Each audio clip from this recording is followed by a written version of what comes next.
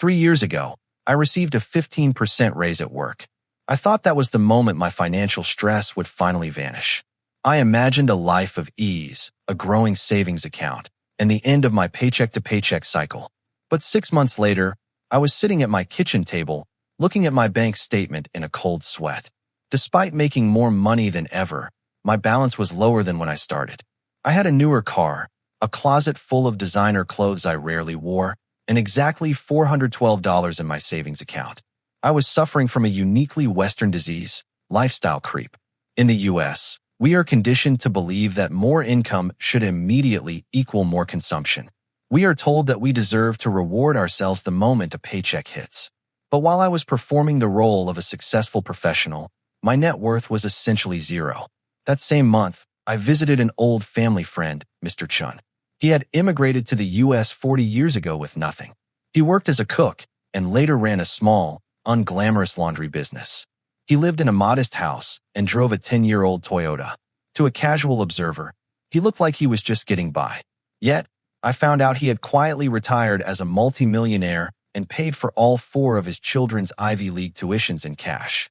When I asked him his secret, he didn't give me a stock tip or a high-risk crypto strategy. He gave me a philosophy.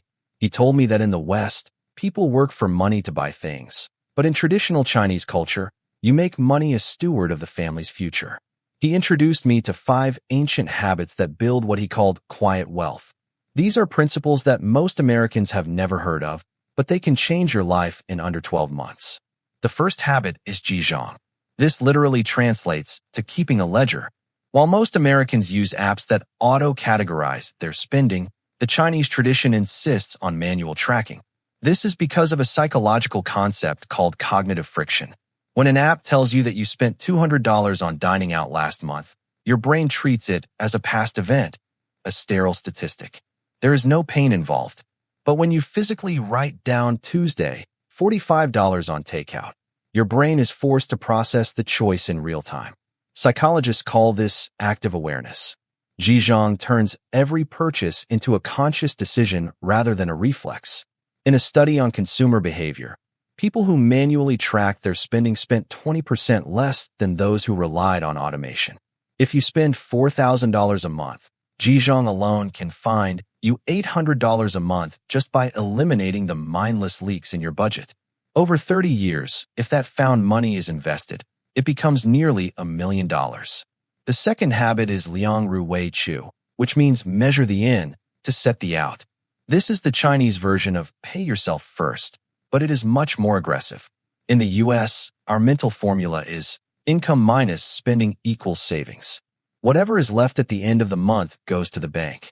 Usually, that's zero because we find ways to spend whatever is available. The Chinese formula is different. Income minus savings equals spending. Traditional Chinese households often target a 30% to 40% savings rate. To an American, that sounds like deprivation. To a Chinese family, that is resilience. By taking the savings off the top immediately, you create an artificial scarcity.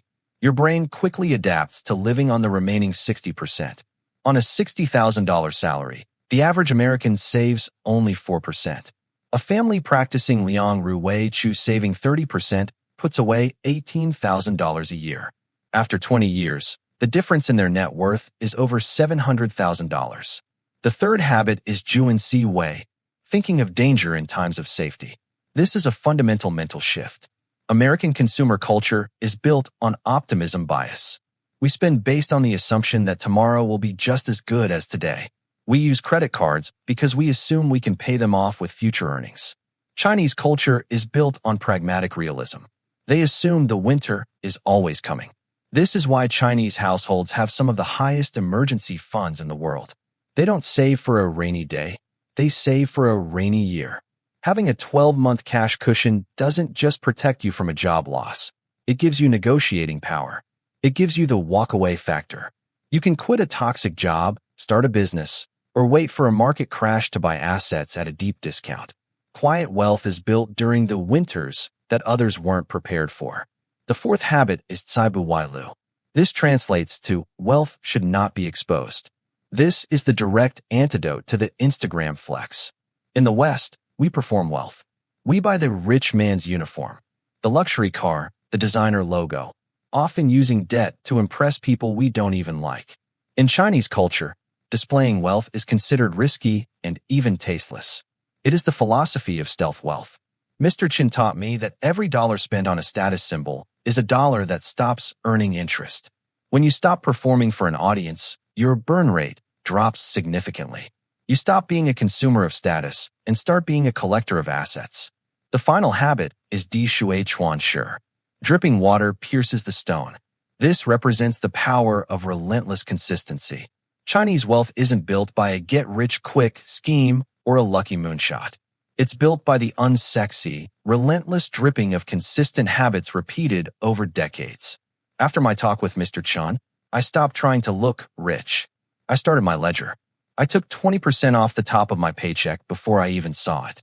2 years later, that $412 in my savings account has grown to $28,000. My debt is gone. My stomach doesn't hurt when I open my banking app. You don't need a bigger paycheck to start building quiet wealth. You might already earn enough. You just need to stop thinking like a consumer and start thinking like a steward of your future. It starts with one drop. It starts today.